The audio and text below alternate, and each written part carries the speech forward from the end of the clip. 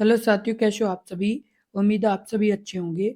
मैं हरविंद्र एक बार फिर से आप सभी साथियों का अपने परिवार हर क्लासेस 24 में आपका स्वागत करता हूं। आज बात करेंगे जितने भी अभ्यर्थी जो यूपी होमगार्ड एग्जाम की तैयारी कर रहे हैं उनके लिए जो लगातार वीडियो अपलोड की जा रही है उसी में ये अगली वीडियो है। आपने यदि पिछली वीडियो नहीं देखी है तो इस वीडियो के डिस्क्रिप्शन में लिंक दिया गया है, तो आप पिछली वीडियो को भी जरूर देखिए क्योंकि ये सभी वीडियो आपके लिए महत्वपूर्ण और इम्पोर्टेंट वीडियो है। सबसे जो पहला प्रश्न है वो आपका है, प्रश्न है 1309 में काकतीय साम्राज्य पर किसने आक्रमण किया। Option A Malik Kafur, option B Ballal Dev, option C Sundar Pandav, option D Veer Pandav. इस प्रश्न का उत्तर बताएं। इस प्रश्न का उत्तर क्या होगा? तो इस प्रश्न का जो उत्तर सही होगा वो आपका सही होगा ऑप्शन ए मलिक काफूर।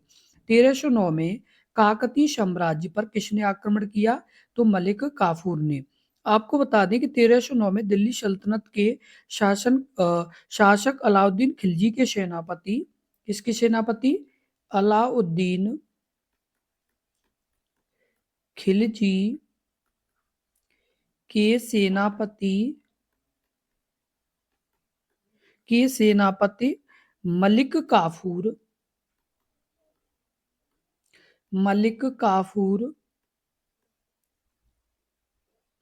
ने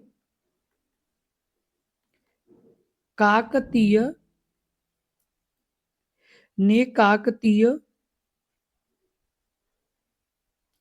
वंश के राजा प्रताप रूप द्वितीय पर आक्रमण किया था। काकतीय वंश के राजा प्रताप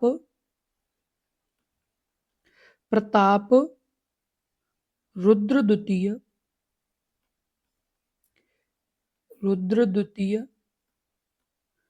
पर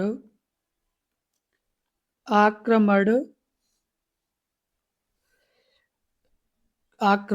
किया। अगला प्रश्न है प्रश्न नंबर 2। निम्नलिखित में से किसने खिलजी वंश की स्थापना की? Option A Alauddin Khilji, option B Mubarak Shah यानी मुबारक शाह खिलजी, ऑप्शन आपका सी अरक अली खान, ऑप्शन डी जलाउद्दीन खिलजी। इस प्रश्न का उत्तर बताएं। इस प्रश्न का उत्तर क्या होगा? तो इस प्रश्न का जो उत्तर सही होगा वो आपका सी होगा। कौन सा? तो ऑप्शन आपका सही हो जाएगा डी जलालुद्दीन खिलजी। निम्नलिखित में से किसने खिलजी वंश की स्थापना की थी? तो जलालुद्दीन खिलजी ने की थी। और आपको बता दें कि वह दिल्ली सल्तनत के पहले सुल्तान थे। क्या थे? यानी दिल्ली सल्तनत के पहले सुल्तान थे। उन्होंने 1290 में यानी क्या संभाली? सत्ता संभाली थी।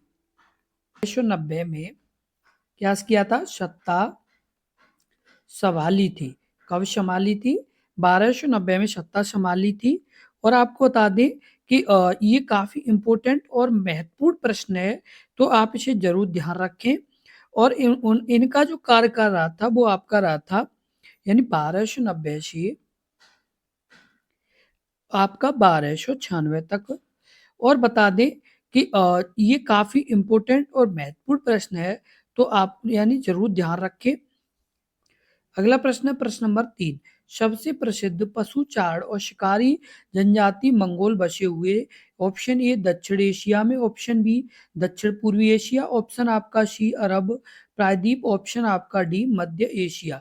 इस प्रश्न का उत्तर बताएं। इस प्रश्न का उत्तर क्या होगा? तो इस प्रश्न का जो उत्तर होगा वो आपका सी होगा, ऑप्शन आपका डी मध्य एशिया में। कहां पर? यानी मध्य एशिया में।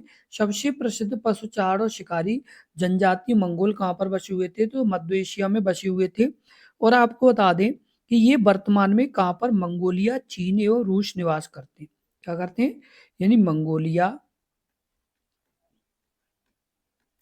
उसके बाद चीन, उसके बाद क्या? रूस। रूस में ये क्या करते हैं? निवास करते हैं। कहाँ पर करते हैं? मंगोलिया, चीन और रूस में ये निवास करते हैं। और ये शिकारी, तीरंदाज एवं घुड़सवारी में कुशल थे। क्या? किसमें? ये शिकारी तीरंदाजी एवं घुड़सवारी में क्या थे? कुशल थे। अगला प्रश्न है प्रश्न नंबर 4। कौन सा शासक कुतुब मीनार के निकट अलाई मीनार बनवाना चाहता था, लेकिन इसका निर्माण कार्य पूर्ण नहीं हो सका। Option A Alauddin Khilji, option B रलिया Sultan, option C Nasruddin Mahmud, option D Iltutmish. इस प्रश्न का उत्तर बताएं। इस प्रश्न का उत्तर क्या होगा? तो इस प्रश्न का जो उत्तर होगा वो आपका सी होगा, ऑप्शन आपका ए अलाउद्दीन खिलजी। अलाउद्दीन खिलजी कुतुब मीनार की यानी अधूरी बनी अलाई मीनार का निर्माण यानी खिलजी ने करवाया था। किसने करवाया था? जो अलाई मीनार थी वो किसकी यानी खिलजी ने करवाया था। इसकी ऊंचाई 24.5 यानी मीटर है। कितनी है? 24.5 मीटर है। और आपको बता दें अलाउद्दीन खिलजी की मृत्यु हो जाने के कारण यह मीनार अधूरी रह गई थी। क्या रह गई? नहीं, अधूरी रह गई। और अलाई मीनार को कुश्क ए सीरी भी कहा जाता है। क्या कहा जाता है? कुश्क ए सीरी भी कहा जाता है। अगला प्रश्न है प्रश्न नंबर 5। निम्नलिखित में से किसने अपने सैनिकों के लिए सैन्य यानी गैर सैन्य शहरी यानी सीरी का निर्माण किया? Option A Ghiyasuddin Tughlaq, option B Mohammad Tughlaq, option C Alauddin Khilji, option D Qutbuddin Aibak. इस प्रश्न का उत्तर बताएं। इस प्रश्न का उत्तर क्या होगा? तो इस प्रश्न का जो उत्तर सही होगा वो आपका क्या होगा? तो ऑप्शन आपका सही हो जाएगा। कौन सा? तो ऑप्शन आपका सही हो जाएगा सी अलाउद्दीन खिलजी। क्या होगा? अलाउद्दीन खिलजी। अलाउद्दीन खिलजी ने 1303 में कब? 1303 में सैन्य शहरी सीरी की नींव रखी। किसकी रखी? सैन्य शहरी सीरी की क्या रखी? नींव रखी।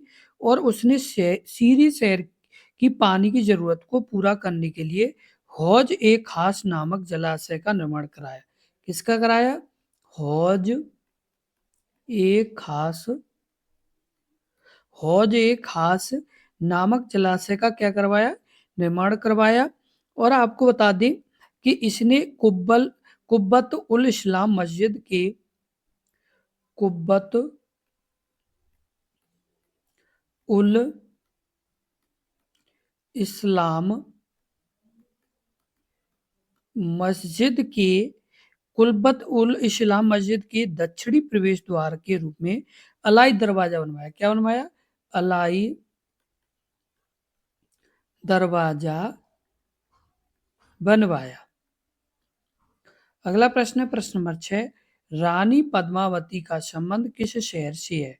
Option A Pushkar, option B Chittorgarh, option C Jodhpur, option D Udaipur. इस प्रश्न का उत्तर बताएं। इस प्रश्न का उत्तर क्या होगा?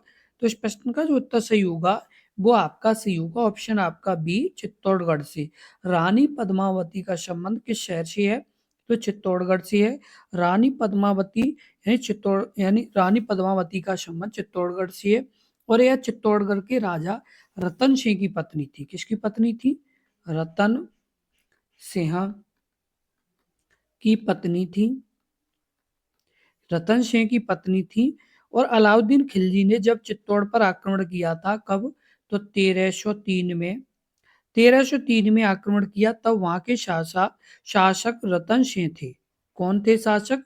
यानी रतन सिंह क्या थे? शासक वहां के थे। कहाँ के? यानी चित्तौड़गढ़ के थे।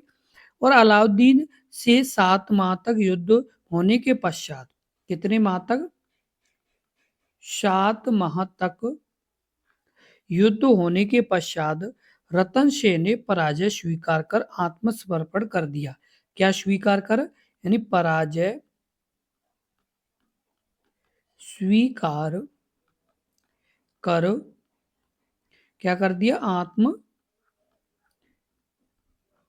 समर्पण कर दिया था। और आपको बता दें कि अलाउद्दीन ने बंदी बना लिया और अलाउद्दीन का किले पर अधिकार हो गया। और रानी पद्मावती ने अनेक स्त्रियों के साथ जौहर का यानी किया। क्या किया? अनेक स्त्रियों के साथ क्या किया? जौहर किया। और आपको यदि ये प्रश्न पूछा जाता है कि जौहर यानी किस जैसे रानी ने किया था, तो रानी पद्मावती ने किया था। ये किसकी पत्नी थी? रतन सिंह की। और ये कब किया था? जब रतन सिंह और अलाउद्दीन खिलजी के बीच युद्ध हुआ था उस समय। और ये कहाँ की यानी कहाँ यानी किस शहर की थी, तो ये चित्तौड़गढ़ की है। चित्तौड़गढ़ किस यानी राज्य में है, तो राजस्थान में। तो ये आप अच्छे से ध्यान रखें। अगला प्रश्न है प्रश्न नंबर 7। अलाउद्दीन खिलजी के शासन काल में राज्य द्वारा निम्नलिखित में से किस प्रकार का कर नहीं लगाया गया? ऑप्शन ए यानी लघु उद्योग पर, ऑप्शन बी आवास पर, ऑप्शन सी कृषि पर, ऑप्शन डी मवेशियों पर कर। इस प्रश्न का उत्तर बताएं। इस प्रश्न का उत्तर क्या होगा? इस प्रश्न का जो उत्तर सही होगा वो आपका सही होगा कि क्या होगा, तो ऑप्शन आपका सही हो जाएगा कौन सा, तो ए लघु उद्योग पर कर। इस प्रकार लघु उद्योग पर कर अलाउद्दीन खिलजी 1296 से 1316 तक, कब तक, 1296 से 1316 तक यानी इसने शासन किया था, और दिल्ली सल्तनत के खिलजी वंश का दूसरा शासक था। ये कौन से नंबर का था? दूसरा यानी शासक था। पहला कौन था? तो जलालुद्दीन खिलजी था, जो यानी खिलजी वंश का संस्थापक था। और आपको बता दें कि अलाउद्दीन खिलजी खिलजी वंश का यानी प्रथम सुल्तान था। किसका सुल्तान था? यानी खिलजी वंश का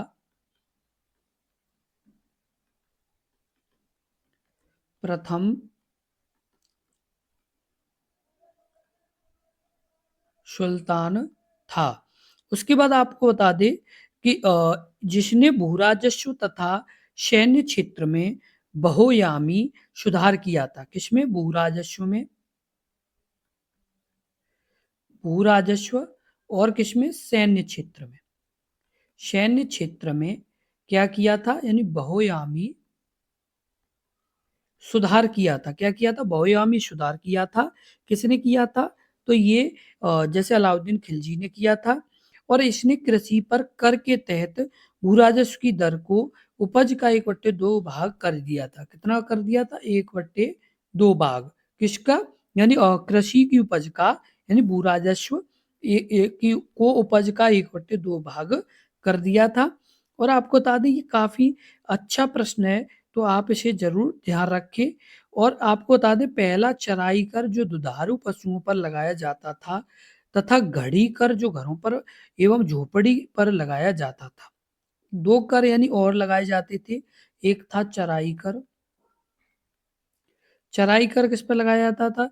जो दुधारू पशु थे उन पर लगाया जाता, दुधारू पशु पर। और वहीं पर आपका घड़ी कर, घड़ी कर किस पर लगाया जाता था? तो घर एवं झोपड़ी पर। किस पर? घर एवं झोपड़ी पर। अगला प्रश्न प्रश्न नंबर 8। खिलजी वंश का प्रथम शासक था। Option A Balban, option B Malik Kafur, option C Alauddin Khilji, option D Jalaluddin Khilji. इस प्रश्न का उत्तर बताएं। इस प्रश्न का उत्तर क्या होगा? तो इस प्रश्न का जो उत्तर होगा वो आपका सही होगा क्या?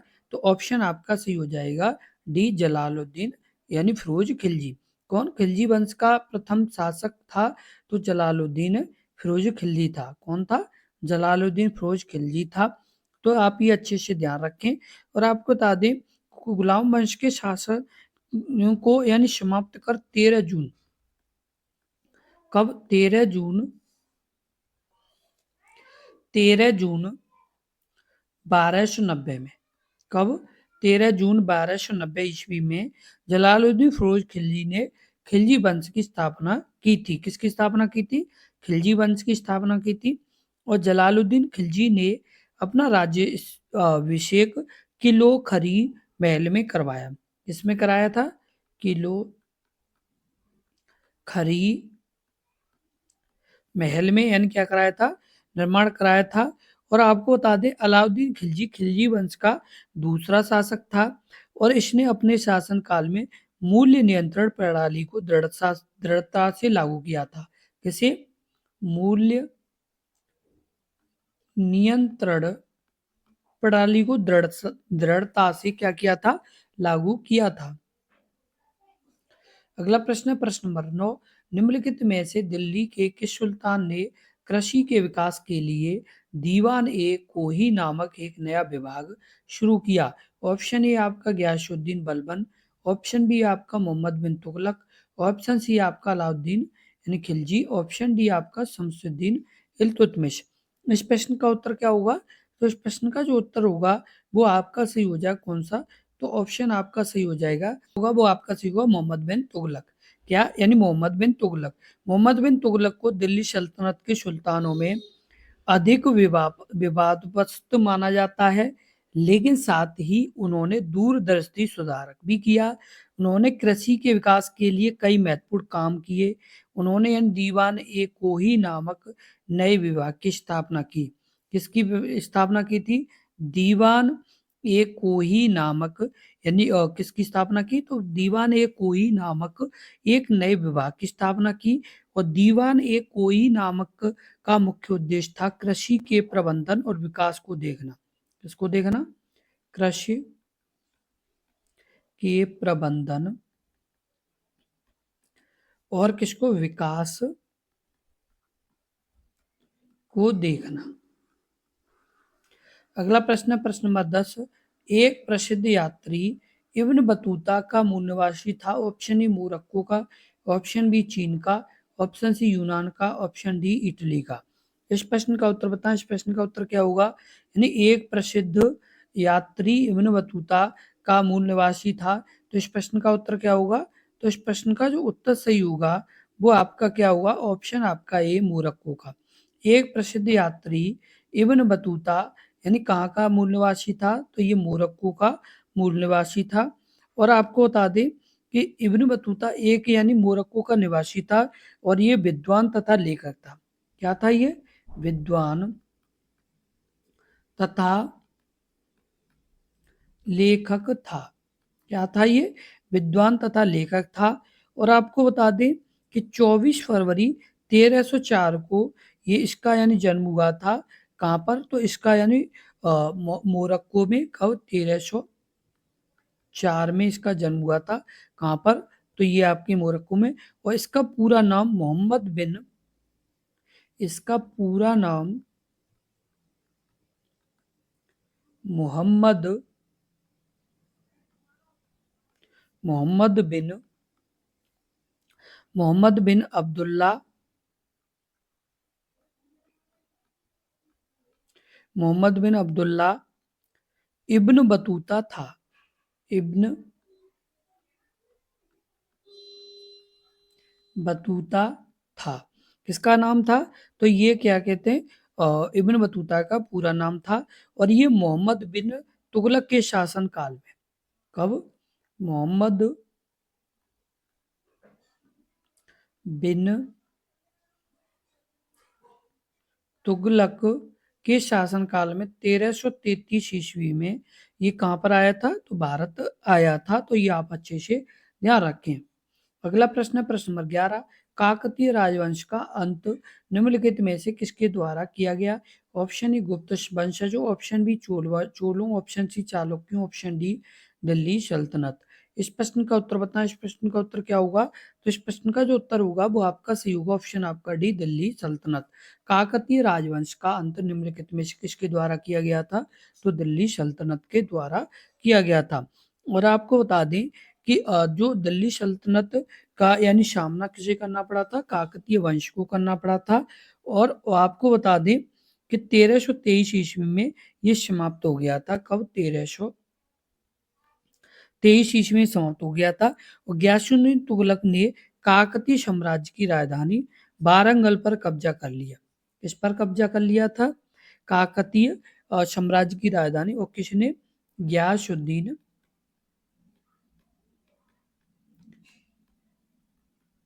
तुगलक ने किस पर कब्जा कर लिया था? तो ये आपका काकतीय राजधानी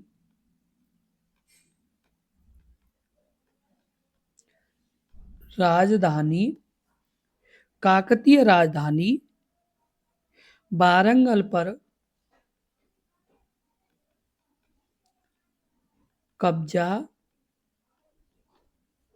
कर लिया था।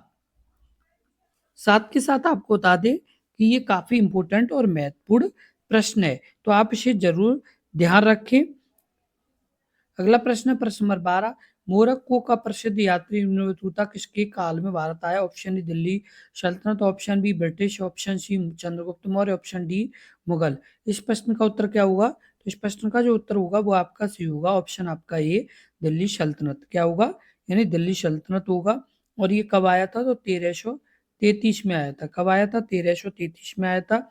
ये किसके समय में आया था? तो ये मोहम्मद मोहम्मद बिन तुगलक। किसके समय में? मोहम्मद बिन तुगलक के समय में भारत आया था।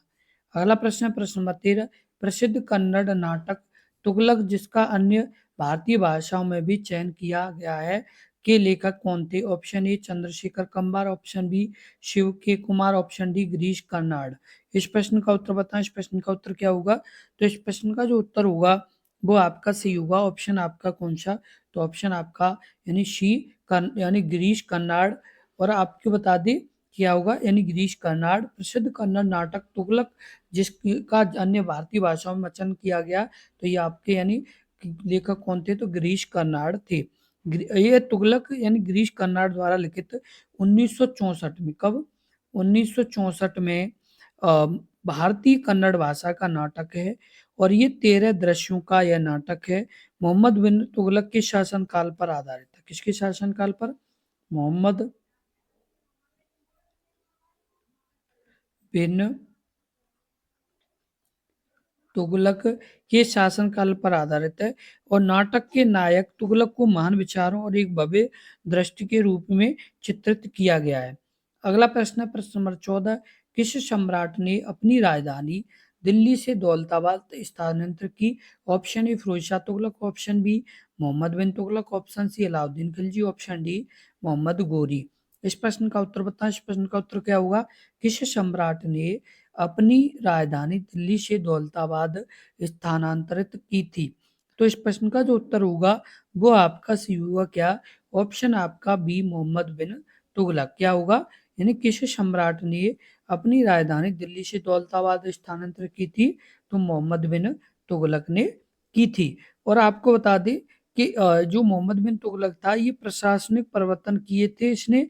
और साथ के साथ इसने यानी 1351 ईस्वी में यानी क्या हुआ इसकी और मृत्यु हो गई। 1351 में क्या हुआ? इसकी मृत्यु हो गई। और आपको बता दें कि ये काफी इंपॉर्टेंट प्रश्न है, तो आप इसे जरूर ध्यान रखें। अगला प्रश्न है प्रश्न नंबर 15। 14वीं शताब्दी के दौरान भारत में किसने सोने व चांदी के नियमित मुद्राओं के स्थान पर सस्ती धातुओं में निर्मित सांकेतिक मुद्रा का उपयोग किया था? Option A Firoz Shah Tughlaq, option B Jalaluddin Khilji, option C Mohammad bin Tughlaq, option D Alauddin Khilji. इस प्रश्न का उत्तर होता है। इस प्रश्न का उत्तर क्या होगा? तो इस प्रश्न का जो उत्तर होगा वो आपका सही होगा। क्या? ऑप्शन आपका सही हो जाएगा सी मोहम्मद बिन तुगलक। किसने? यानी मोहम्मद बिन तुगलक ने। मोहम्मद बिन तुगलक ने 14वीं शताब्दी में सांकेतिक व प्रतीकात्मक सिक्कों का प्रचलन करवाया। और इसने सिक्के संबंधी प्रयोगों का कारण एडवर्ड टॉमस ने उसे धनवानों का राजकुमार कहा। क्या कहा था? एडम टॉमस ने एडम टॉमस ने धनवानों का राजकुमार कहा। किसे कहा? तो ये यानी मोहम्मद बिन तुगलक को कहा।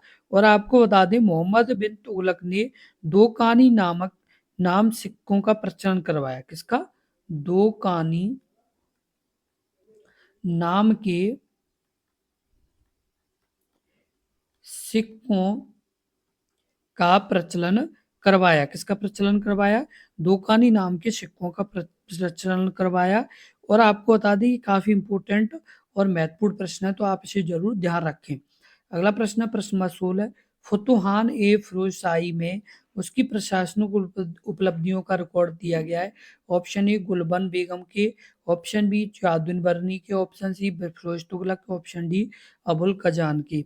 इस प्रश्न का उत्तर बताएं। इस प्रश्न का उत्तर क्या होगा? तो इस प्रश्न का जो उत्तर होगा वो आपका सही होगा। ऑप्शन आपका सी फिरोज तुगलक। किसकी? यानी फिरोज तुगलक। और आपको बता दें कि जो फिरोज शाह तुगलक है, कौन? फिरोज शाह तुगलक यानी 1351 से 1388 तक। कब तक? 1388 तक यानी इसका कार्यकाल रहा।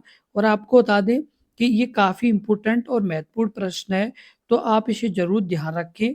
और ये जो था फ़िरोज़, इसने अपने शासनकाल में 24 कष्टदायक करों केस समाप्त कर दिया और इस्लामी कानून द्वारा स्वीकृत केवल 4 कर अपनाए। कितने कर अपनाए? 4 कर अपनाए। कौन-कौन से? एक यानी खराज, जो आपका लगान, क्या बोला जाता है? लगान। दूसरा आपका कौन-सा? खुम्स, खुम्स, जो कहाँ पर? युद्ध में। तीसरा कौन-सा? तो तीसरा आपका है यानी जो युद्ध में क्या है? लूटा हुआ माल। क्या है? यानी युद्ध में लूटा हुआ माल। उसके बाद जजिया एवं ज़कात को वसूल करने का आदेश दिया। किसका? जजिया एवं ज़कात को क्या करने का? वसूलने का, यानी इसने क्या दिया? आदेश दिया। और आपको बता दें, फिरोज शाह तुगलक ने नगर एवं सार्वजनिक निर्माण भी कराए, जिसमें इसने क्या किस किस का निर्माण कराया, तो ये भी आपको बता दें। तो इसने निर्माण कराया था हिसार का, जो आपका कहाँ पर है? तो ये आपका हरियाणा में है। कहाँ पर? हरियाणा में है। उसके बाद आपका यानी फिरोजाबाद का, किसका? फिरोजाबाद। और फिरोजाबाद आपका कौन सा? तो आपका दिल्ली में है। उसके बाद और किसका कराया? तो इसने आपके यानी और किसका? तो जौनपुर का। जौनपुर कहाँ पर है? तो आपका उत्तर प्रदेश में है। किसका निर्माण और कराया था इसने? तो अपने यानी जौनपुर का निर्माण कराया। और जौनपुर कहाँ पर है? तो ये उत्तर प्रदेश में है। तो आप इसे जरूर ध्यान रखें, किसने कराया? तो फिरोज शाह तुगलक ने। अगला प्रश्न है प्रश्न नंबर 17। निम्नलिखित में से किस तारीख को राज्यसभा का पहला सत्र आयोजित था? ऑप्शन आपका ए 26 नवंबर 1951, ऑप्शन बी 26 नवंबर 1952, ऑप्शन सी 13 मई 1952, ऑप्शन डी 3 अप्रैल 1950। इस प्रश्न का उत्तर बताएं। इस प्रश्न का उत्तर क्या होगा? तो इस प्रश्न का जो उत्तर सही होगा, वो आपका सही होगा क्या? तो ऑप्शन आपका सही हो जाएगा। कौन सा? 13 मई 1952। कौन सा? 13 मई 1952 को राज्यसभा का पहला सत्र आयोजित हुआ था। और आपको बता दें कि जो यानी राज्यसभा, इसका गठन कब हुआ था? तो 3 अप्रैल 1952 को। कब? 3 अप्रैल 1952 को इसका गठन हुआ था।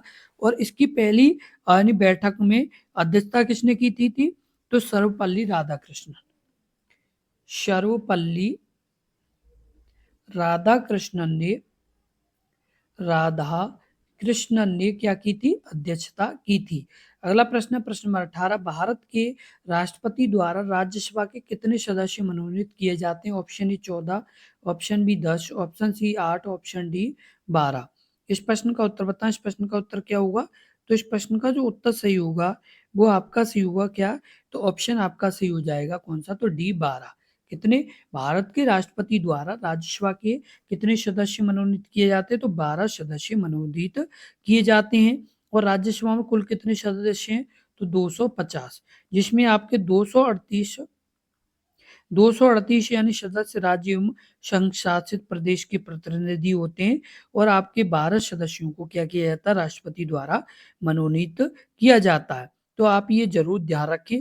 और ये संविधान के अनुच्छेद 55 के अनुसार राष्ट्रपति चुनाव में वोट देने का अधिकार नहीं होते। किसके अनुसार? तो अनुच्छेद यानी 55 के अनुसार राष्ट्रपति के यानी जैसे वोट देने का यानी इन्हें अधिकार नहीं होता। किसे? तो जो 12 सदस्य जो मनोनीत किए जाते हैं उन्हें। अगला प्रश्न प्रश्न नंबर 19। भारतीय संविधान का कौन सा अनुच्छेद राज्यसभा के संगठन में संबंधित है? ऑप्शन ए अनुच्छेद 95, ऑप्शन बी अनुच्छेद 90, ऑप्शन सी अनुच्छेद 85, ऑप्शन डी अनुच्छेद 80। इस प्रश्न का उत्तर बताएं। इस प्रश्न का उत्तर क्या होगा? तो इस प्रश्न का जो उत्तर सही होगा, वो आपका सही होगा। कौन सा? तो ऑप्शन आपका डी अनुच्छेद 80। भारतीय संविधान का कौन सा अनुच्छेद राज्यसभा के संगठन से संबंधित है? तो आपका अनुच्छेद 80 है। कौन सा? अनुच्छेद 80 है। अनुच्छेद 80 में यानी राज्यसभा के संगठन से ये संबंधित है। और आपको बता दें, ये काफी इंपॉर्टेंट और महत्वपूर्ण प्रश्न है, तो आप इसे जरूर ध्यान रखें। अगला प्रश्न है प्रश्न नंबर 20। निम्नलिखित में से कौन सा यानी प्राधिकारी राज्यसभा में आचार समिति का यानी गठन करता है? ऑप्शन ए आपका राष्ट्रपति, ऑप्शन आपका बी प्रधानमंत्री, ऑप्शन सी राज्यसभा के सभापति, ऑप्शन डी लोकसभा अध्यक्ष। इस प्रश्न का उत्तर बताएं। इस प्रश्न का उत्तर क्या होगा? तो इस प्रश्न का जो उत्तर सही होगा वो आपका क्या होगा? तो ऑप्शन आपका सही हो जाएगा। कौन सा? तो ऑप्शन आपका सही हो जाएगा, ऑप्शन आपका सी राज्यसभा के सभापति। कौन? यानी राज्यसभा के सभापति आचार समिति का गठन करते हैं। किसका करते हैं? राज्यसभा के सभापति तो आचार समिति का गठन करते हैं। और राज्यसभा की आचार समिति में 10 सदस्य होते हैं। कितने सदस्य होते हैं? 10 सदस्य होते हैं। और आपको बता दें कि ये यानी राज्यसभा की आचार समिति स्थायी, जबकि लोकसभा में एक तदर्थ समिति है जो यानी आपकी 4 मार्च 1997 को पहली बार राज्यसभा में आचार समिति का गठन किया गया था। कब? 4 मार्च 1997 में। कब? 4 मार्च 1997 को पहली बार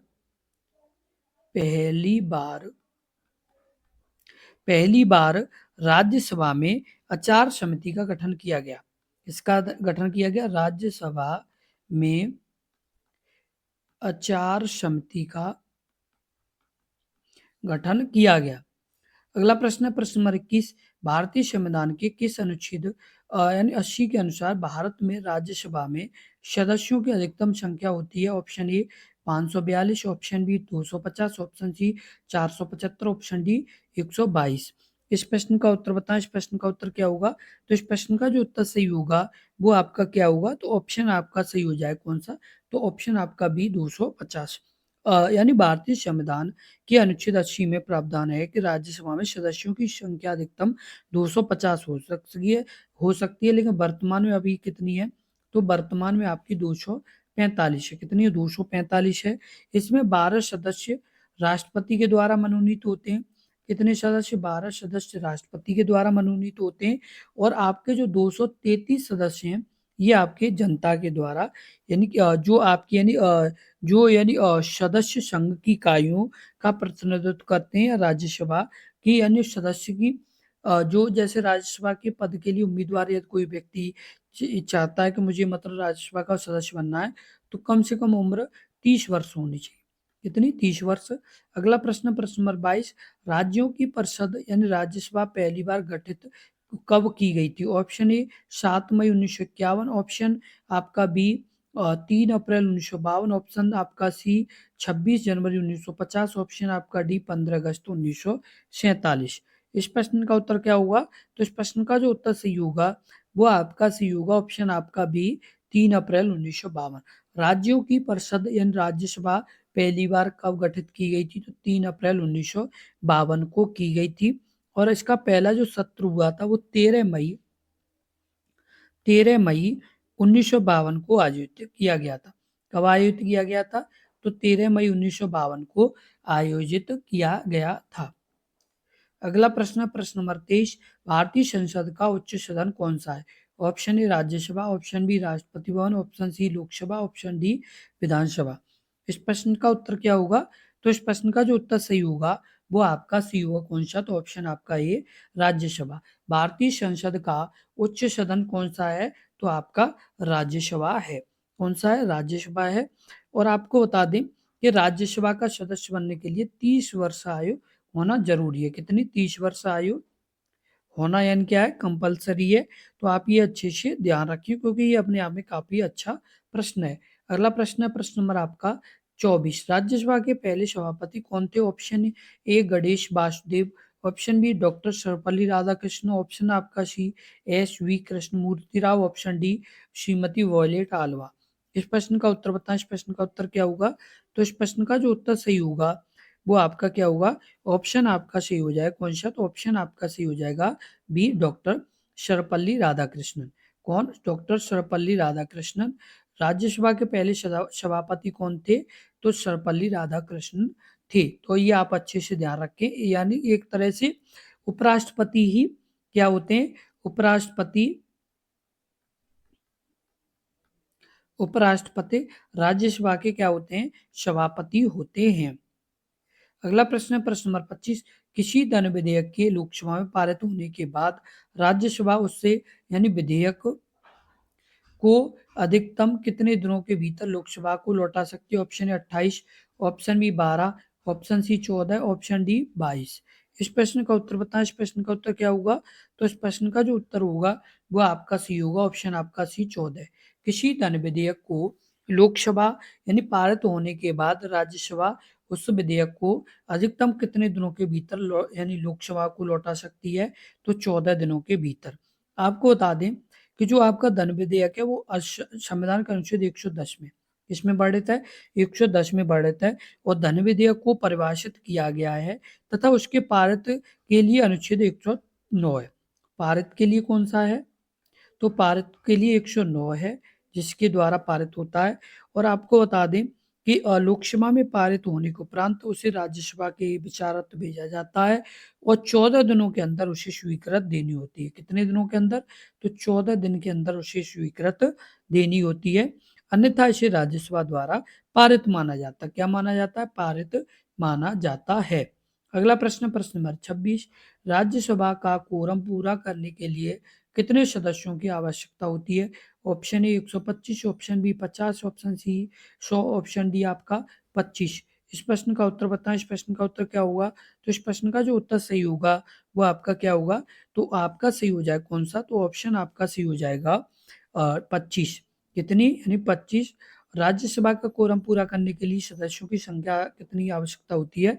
तो 25 होती है। आपको बता दें कि जो यानी जैसे राज्यसभा के जो सदस्य होते हैं उनकी मतलब कितने 10% सदस्यों की उपस्थिति 10% सदस्यों की उपस्थिति कितने यानी 10% सदस्यों की उपस्थिति अनिवार्य होती है।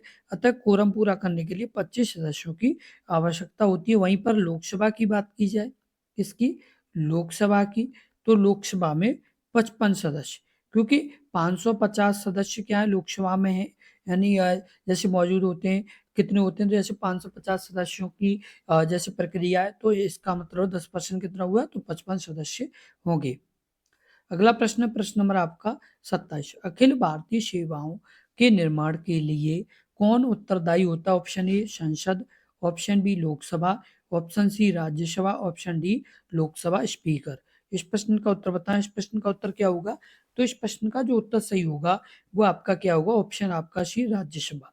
अखिल भारतीय सेवाओं के निर्माण के लिए कौन उत्तरदायी होता है? तो राज्यसभा होती है। कौन होता है? राज्यसभा होती है। और आपको बता दें भारतीय संविधान के अनुच्छेद 312 किसके द्वारा? अनुच्छेद 312, अनुच्छेद 312 के अंतर्गत भारतीय सेवाओं के निर्माण के लिए राज्यसभा उत्तरदायी होती है। कौन उत्तरदायी होता है? राज्यसभा उत्तरदायी होती है। कौन उत्तरदायी होता है? राज्यसभा उत्तरदायी होती है। और आपको बता दें कि अनुच्छेद 312 के अनुसार यदि राज्यसभा अपने बहुमत यानी अपने दो तिहाई बहुमत से नई अखिल भारतीय सेवा, किसका? नई अखिल भारतीय सेवा, अखिल भारतीय सेवा का सृजन करती है। क्या करती है? नई अखिल भारतीय सेवा का सृजन यानी हेतु पारित करे तो संसद इस प्रस्ताव के आधार पर नई अखिल भारतीय सेवा का गठन कर सकती है। अगला प्रश्न है प्रश्न नंबर 28, वर्ष में भारत की राज्यसभा द्वारा क्षतिपूरक जनीकरण कोष विधेयक पारित किया गया था। ऑप्शन ए आपका 2010, option B 2008, option C 2014, option D 2016। इस प्रश्न का उत्तर बताएं। इस प्रश्न का उत्तर क्या होगा? तो इस प्रश्न का जो उत्तर होगा वो आपका होगा ऑप्शन आपका डी 2016। 2016 में राज्यसभा द्वारा क्षतिपूरक वनीकरण कोष विधेयक पारित किया गया था। इस विधेयक को राज्यसभा केंद्रीय वन एवं पर्यावरण राज्य मंत्री के द्वारा यानी इसे पेश किया गया था।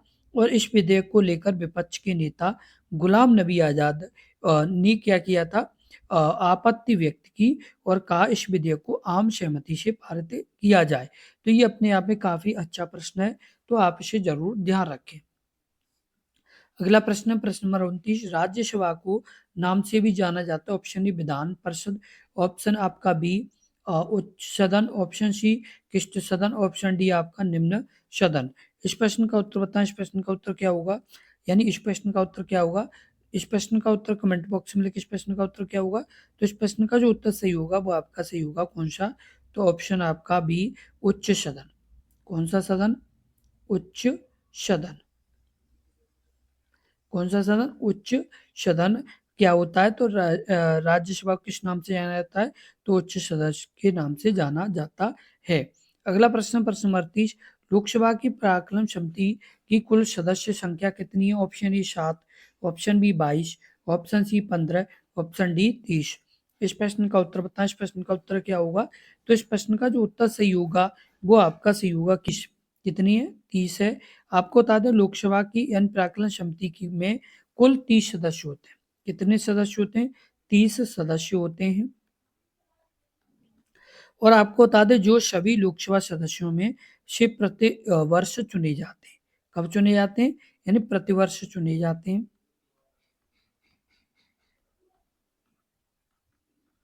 उसके अलावा आपको बता दें कि ये प्रतिवर्ष चुने जाते हैं।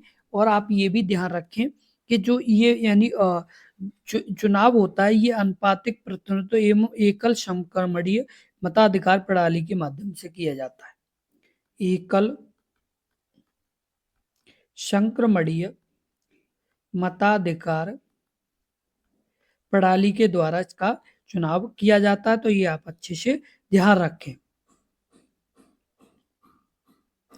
अगला प्रश्न है प्रश्न नंबर 31, भारत में सर्दियों के दौरान यानी से आने वाली हवाएं शीत लहर का कारण बनती हैं। ऑप्शन ए पश्चिमी घाट, option B Vindhya, option C Himalaya, option D Aravalli. इस प्रश्न का उत्तर बताएं। इस प्रश्न का उत्तर क्या होगा? तो इस प्रश्न का जो उत्तर सही होगा वो आपका सही होगा क्या? तो ऑप्शन आपका सही हो जाएगा। ऑप्शन आपका कौन सा होगा? तो ऑप्शन आपका सही हो जाएगा हिमालय। क्या हो जाएगा? और हिमालय भारत में सर्दियों के दौरान यानी से आने वाली शीतलहर का कारण बनती है। तो वो हिमालय बनती है। क्या बनती है? हिमालय बनती है। और आपको बता दें कि जो यानी ये जो जैसे शीतलहर या ये जो आता है ये आपका यानी दिसंबर और जनवरी। कब? यानी दिसंबर और जनवरी। दिसंबर और जनवरी के यानी शीतकालीन महीनों में यानी पूर्व दिशा से चलने वाली हवाएं शीतलहर का कारण बनती हैं जो आपके हिमालय से यानी टकराती हैं। तो ये आप अच्छे से ध्यान रखें। अगला प्रश्न है प्रश्न नंबर 32, की चरम जलवायु है। Option A Delhi, option B Mumbai, option C Kolkata, option D Cochin.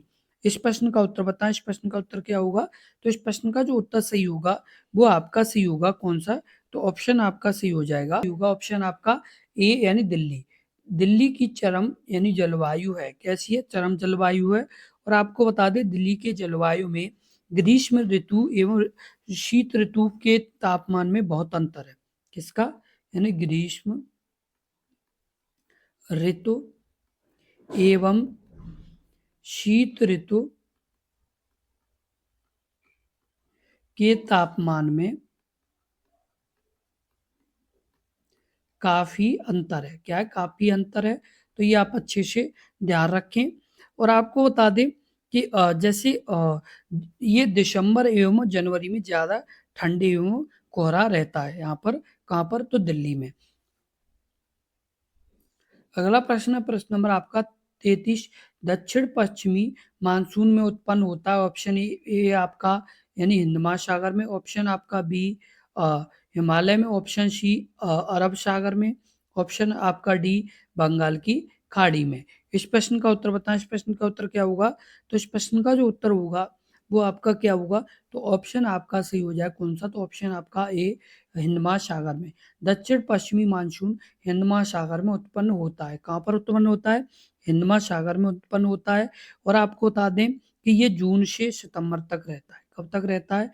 जून से सितंबर तक। कब तक? सितंबर तक ये रहता है। तो ये आप अच्छे से ध्यान रखें। अगला प्रश्न है प्रश्न नंबर 34, निम्नलिखित में से किस मृदा की जल धारण क्षमता सब? ऑप्शन ए जलोढ़ मृदा, ऑप्शन बी मरुस्थलीय मृदा, ऑप्शन सी काली मृदा, ऑप्शन डी लाल मृदा। इस प्रश्न का उत्तर क्या होगा? तो इस प्रश्न का जो उत्तर होगा वो आपका सही होगा ऑप्शन आपका सी काली मृदा। कौन सी मृदा? काली मृदा। काली मृदा की जल धारण क्षमता सबसे अधिक होती है। क्योंकि इसमें महीन कण होते हैं। क्या होते हैं? महीन कण होते हैं। इसके लिए क्या होती है? इसकी दाढ़ क्षमता ज्यादा होती है और यह चिपचिपी होती है। कैसी होती है ये? चिपचिपी होती है। और यह मृदा पानी को लंबे समय तक रोक कर रखती है। क्या रखती है? ये पानी को लंबे समय तक रोक कर रखती है। और आपको बता दें जिसमें फसलें विशेष रूप से कपास जैसी फसलें बेहतर होती हैं। कौन सी फसल? कपास की फसल सबसे अच्छी उगती है। कौन सी? काली मृदा में। अगला प्रश्न, प्रश्न नंबर 35। जलोढ़ मृदा मुख्य रूप से भारत के किस क्षेत्र में पाई जाती है? ऑप्शन ए पश्चिमी यानी घाट में। ऑप्शन आपका बी सिंधु गंगा का मैदान। ऑप्शन सी पूर्वी घाट। ऑप्शन डी प्रायद्वीपीय पठार। इस प्रश्न का उत्तर बताएं। इस प्रश्न का उत्तर क्या होगा?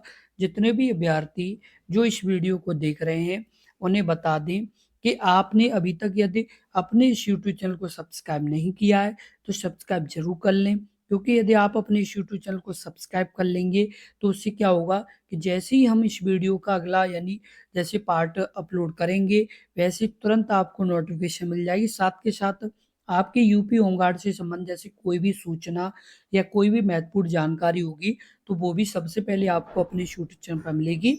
इसलिए सब्सक्राइब जरूर कर लें।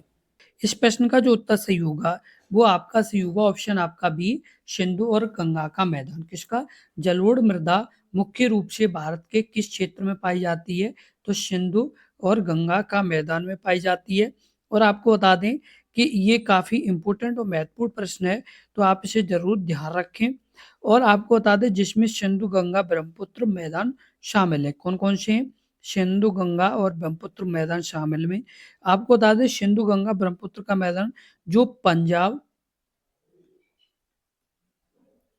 उसके बाद आपका हरियाणा, उसके बाद आपका उत्तर प्रदेश, उत्तर प्रदेश के बाद आपका बिहार, पश्चिम बंगाल,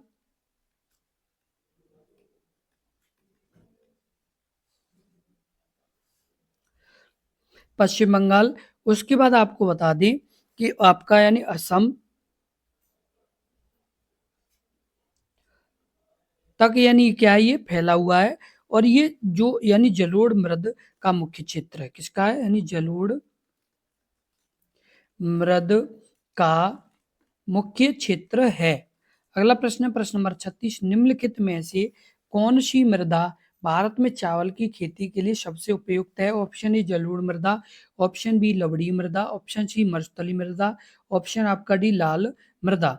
इस प्रश्न का उत्तर बताएं। इस प्रश्न का उत्तर क्या होगा? तो इस प्रश्न का जो उत्तर सही होगा वो आपका कौन सा होगा? तो ऑप्शन आपका सही हो जाएगा जलोढ़ मृदा। कौन सी मृदा? जलोढ़ मृदा। जलोढ़ मृदा में चावल की खेती सबसे उपयुक्त यानी उपयुक्त है, यानी सबसे ज्यादा अच्छी होती है। और यह मिट्टी जो नदियों द्वारा लाई गई है। किसके द्वारा? नदियों द्वारा लाई गई है। तो ये आप अच्छे से ध्यान रखें। जो पोषण तत्वों से भरपूर होती है। किससे होती है? पोषण तत्वों से भरपूर होती है। तो ये आप अच्छे से ध्यान रखें क्योंकि ये काफी इंपॉर्टेंट प्रश्न है। और इसमें जल धारण की क्षमता अधिक होती है। क्या होती है इसमें? जल धारण की क्षमता अधिक होती है। अगला प्रश्न है प्रश्न नंबर 37। मरुस्थलीय मृदा अधिकतर किस भारतीय राज्य में पाई गई जाती है? Option A Tamil Nadu, option B Kerala, option C Uttar Pradesh, option D Rajasthan. इस प्रश्न का उत्तर बताएं। इस प्रश्न का उत्तर क्या होगा? यानी मरुस्थलीय मृदा जो है वो किस मतलब अधिकतर किस राज्य में पाई जाती है? तो इस प्रश्न का जो उत्तर है वो आपका क्या होगा? तो आपका सही हो जाएगा कौन सा? तो ऑप्शन आपका सही हो जाएगा राजस्थान। किसमें? राजस्थान में पाई जाती है। मरुस्थलीय मृदा अधिकतर राजस्थान में ये पाई जाती है। और ये थार रेगिस्तान का एक बड़ा हिस्सा राजस्थान में स्थित है। किसका? थार रेगिस्तान का एक बड़ा हिस्सा किस में स्थित है? तो ये आपका राजस्थान में स्थित है। राजस्थान में स्थित है। साथ के साथ आपको बता दें कि यह रेगिस्तान मिट्टी का प्रमुख क्षेत्र है। किसका प्रमुख क्षेत्र है ये? रेगिस्तान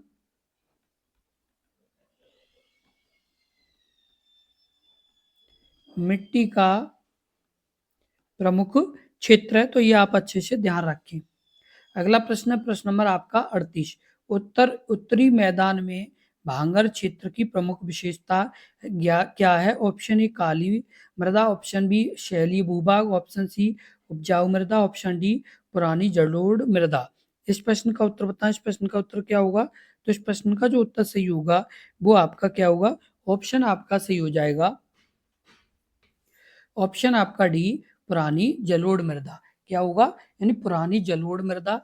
आपको बता दें जो उत्तरी मैदानों में जो भांगर क्षेत्र की प्रमुख विशेषता है वो क्या है? तो पुरानी जलोढ़ मृदा है। और ये उत्तरी मैदानों का यानी भांगर क्षेत्र मुख्य रूप से पुरानी जलोढ़ मृदा से बना हुआ है और ये नदियों द्वारा लाई जाती है। किसके द्वारा? नदियों द्वारा ये लाई जाती है। और आपको बता दें कि ये काफी अच्छा प्रश्न है, तो आप इसे जरूर ध्यान रखें। और आपको बता दें ये जैसे इसमें कंकड़ और कैल्शियम कार्बोनेट के अवशेष पाए जाते हैं। किसके? जैसे कंकड़ और कैल्शियम कार्बोनेट के यानी क्या पाए जाते हैं? अवशेष पाए जाते हैं। और यह क्षेत्र खादर की तुलना में ऊंचाई पर स्थित होता है। कहाँ पर है ये? जैसे खादर की तुलना में ऊंचाई पर होता है।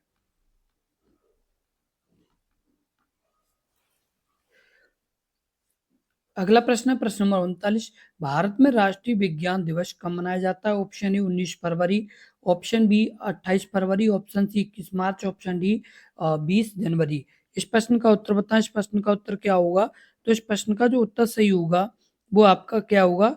इस प्रश्न का जो उत्तर सही होगा वो आपका सही होगा, ऑप्शन 28 फरवरी। क्या होगा? 28 फरवरी। भारत में राष्ट्रीय विज्ञान दिवस कब मनाया जाता है? तो आपका 28 फरवरी को मनाया जाता है। और आपको बता दें कि चंद्रशेखर वेंकट रमन द्वारा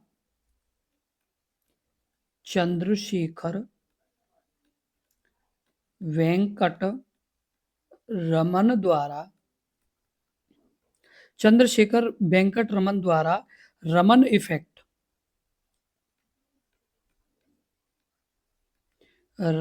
इफेक्ट की खोज करने की याद में 28 फरवरी को भारत में राष्ट्रीय विज्ञान दिवस मनाया जाता है। और आपको बता दें कि जो इस ये कार्य इन्होंने वेंकट रमन ने यानी इन्हें जैसे किया था उसके लिए इन्हें 1930 में नोबेल पुरस्कार भी मिला था। क्या मिला था? नोबेल पुरस्कार मिला था। और आपको बता दें पहला राष्ट्रीय विज्ञान दिवस 1987 में मनाया गया। कब मनाया गया? पहला राष्ट्रीय विज्ञान दिवस कब मनाया गया? तो 1987 में मनाया गया। कब मनाया गया? 1987 में मनाया गया। तो ये भी आप अच्छे से ध्यान रखें। अगला प्रश्न है प्रश्न नंबर 40। इस्पाबो का लोक नृत्य है। Option A Maharashtra, option B Ladakh, option C Pondicherry, option D Assam. इस प्रश्न का उत्तर बताएं। इस प्रश्न का उत्तर क्या होगा? तो इस प्रश्न का जो उत्तर होगा वो आपका सही होगा। क्या? वो बी यानी लद्दाख। क्या? इस्पाबो का लोक नृत्य है तो ये आपका लद्दाख का है। कहाँ का है? लद्दाख का है। और आपको बता दें यहाँ पर चंगपा कौन सी? चंगपा जनजाति, चंगपा जनजाति द्वारा ये किया जाता है। और यह यानी जनजाति लद्दाख की ऊंचाई वाले क्षेत्रों पर निवास करती है। कहाँ पर करती है? तो ये ऊंचाई वाले यानी जैसे क्षेत्रों में ये निवास करती है। कौन सी जनजाति? तो चंगपा जनजाति। तो ये आप अच्छे से ध्यान रखें क्योंकि ये अपने आप में काफी इंपॉर्टेंट और महत्वपूर्ण प्रश्न है, तो ये आप जरूर ध्यान रखें। क्योंकि ये आपके एग्जाम में पूछे जाने वाला प्रश्न है, तो आप जरूर इसे ध्यान रखें। और इस नृत्य में तुरही और ड्रम का प्रयोग किया जाता है। किसका प्रयोग किया जाता है इसमें? तो तुरही और ड्रम का। किसका? तुरही और ड्रम का प्रयोग किया जाता है। साथ के साथ जितने भी अभ्यर्थी जो मतलब यूपी होमगार्ड एग्जाम की तैयारी कर रहे हैं, जो अभ्यर्थी यानी यूपी होमगार्ड के लिए यानी जो आपके दिन बचे हुए हैं, इनकी जो तैयारी कर रहे हैं, करीब आपके पास अब समय हुआ यानी है केवल 115 दिन का। कितना? 115 दिन का समय है। तो जो भी अभ्यर्थी जो यानी यूपी होमगार्ड एग्जाम की तैयारी कर रहे हैं, उन्हें बता दें कि अब आपके पास बहुत कम समय है और इस समय में एक अच्छा स्कोर करने के लिए आपको और अच्छी मेहनत करनी होगी, क्योंकि बहुत से अभ्यर्थी इसमें एग्जाम देंगे। इसलिए आप इस तरीके से मेहनत करें कि आप अपने एग्जाम में एक अच्छा स्कोर कर पाएं। लेकिन ये संभव जब ही होगा जब आप अच्छे से मेहनत करेंगे, क्योंकि बहुत से अभ्यर्थी इसकी तैयारी कर रहे हैं, तो इसमें कंपटीशन बहुत ज़्यादा होने वाला है। तो जो भी अभ्यर्थी हैं जो यानी इसकी तैयारी कर रहे हैं, उन्हें बता दें कि आपको अपनी तैयारी और मजबूत करने के लिए और मेहनत करनी होगी, क्योंकि आपके अपने इस यूट्यूब चैनल पर प्रॉपर तरीके से आपके एग्जाम की तैयारी कराई जा रही है। तो जो भी अभ्यर्थी जो इच्छुक अभ्यर्थी हैं, जो मतलब ये चाहते हैं कि हमारी मतलब इसमें अच्छे से तैयारी हो पाए, तो उन्हें अच्छे से मेहनत करने के लिए जुड़ना होगा, तभी ये संभव होगा।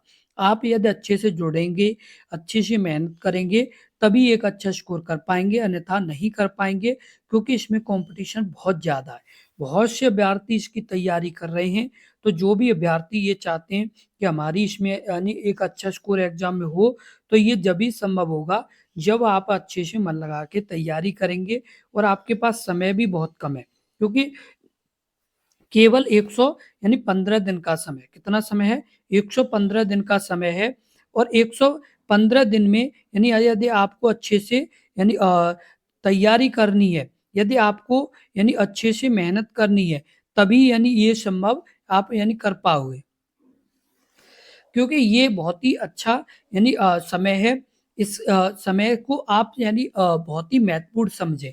जो भी अभ्यर्थी जो यानी यूपी होमगार्ड एग्जाम की तैयारी कर रहे हैं, उन्हें हम बार-बार बताएँगे, बार-बार आपको बता रहे हैं कि आपके पास समय बहुत कम है। इस समय में आपको तैयारी अच्छी करने के लिए और मेहनत करनी होगी।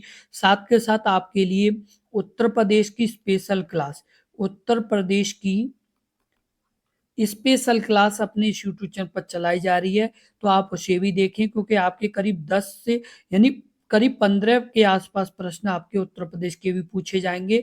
साथ के साथ आपकी करंट अफ़ेयर की भी क्लास चलाई जा रही है, तो उसे भी देखें। करंट अफ़ेयर्स की यानी प्लेलिस्ट में जाकर के आप यानी करंट अफ़ेयर्स को भी देख सकते हैं। जो करीब आपके करंट अफ़ेयर्स के प्रश्न आएँगे, वो करीब 10 के आसपास आएँगे। तो आपको ये भी दोनों वीडियो को देखना होगा इसके साथ-साथ। और जो आपकी ये बड़ी वीडियो है, जो आपकी ये रोज़ाना वीडियो अपलोड की जाती है, ये शाम 5 बजे। कब? यानी शाम 5 बजे जिसे आप वीडियो को देख रहे हैं, इसका जो समय है, वो यानी शाम 5 बजे का है। कब का है? यानी शाम 5 बजे का है। तो जो भी इच्छुक अभ्यर्थी हैं, जो ये चाहते हैं कि मतलब हमारा यानी इसमें सिलेक्शन हो, यानी हम इसमें सिलेक्ट हों, तो ये जभी संभव होगा जब आप यानी अच्छे से तैयारी करेंगे। तो आप इस मौके को जाने ना दें। आप अपनी तैयारी अच्छे से करें, जिससे आप अपने एग्ज़ाम में एक अच्छा स्कोर कर पाएँ। साथ के साथ इस वीडियो को ज़्यादा से ज़्यादा शेयर करें, जिससे और भी अभ्यर्थियों तक ये महत्वपूर्ण जानकारी पहुँच सके, क्योंकि बहुत से अभ्यर्थी यानी इस एग्ज़ाम की तैयारी कर रहे हैं। तो आप यानी इस वीडियो को ज़्यादा से ज़्यादा यानी शेयर ज़रूर करें। और आप यानी यदि अभी तक आपने यदि अपने इस यूट्यूब चैनल को सब्सक्राइब नहीं किया है, तो सब्सक्राइब ज़रूर कर लें, जिससे आपको यानी इसी तरह की महत्वपूर्ण जानकारी की सबसे पहले नोटिफ़िकेशन मिल जाया करेगी। इसलिए आप ज़रूर सब्सक्राइब कर लें। और साथ के साथ आप यानी अपनी एक कॉपी और एक पेन साथ लेके बैठा करें, जिससे आप इन प्रश्नों को आसानी से अपने कॉपी पेन से यानी अपनी कॉपी में लिख पाएँ। क्योंकि जब भी आप जैसे बाद में भी यदि आप जैसे एग्ज़ाम का कुछ दिन का समय जैसे अभी है, तो आप यानी बाद में भी इन्हें रिवीज़न कर पाएँगे। इसलिए आप एक कॉपी और एक पेन साथ लेके बैठा करें, और तभी यानी अच्छे से आपकी तैयारी और मज़बूती से हो पाएगी, क्योंकि जब भी जैसे आपका समय लास्ट बचेगा, तो आप उसे बाद में भी रिवीज़न कर पाएँगे, इसलिए आप इन्हें लिखते जाएँ साथ के साथ और अपनी कॉपी यानी नोट्स बना लें, जिससे आप बाद में भी रिवीजन कर पाएँ। और यदि आपको कोई जैसे डाउट्स है इस वीडियो में या जैसे आपका कोई प्रश्न अच्छे से क्लियर नहीं हुआ है, तो इस वीडियो के कमेंट बॉक्स में कमेंट करें, हम आपको पूरी जानकारी देंगे। बस आप लगातार जुड़े रहें और अपने एग्ज़ाम की मन लगा के तैयारी करते रहें, क्योंकि अब आपके पास समय बहुत कम है। इस समय का सदुपयोग करें और आप अपनी अच्छे से तैयारी करें।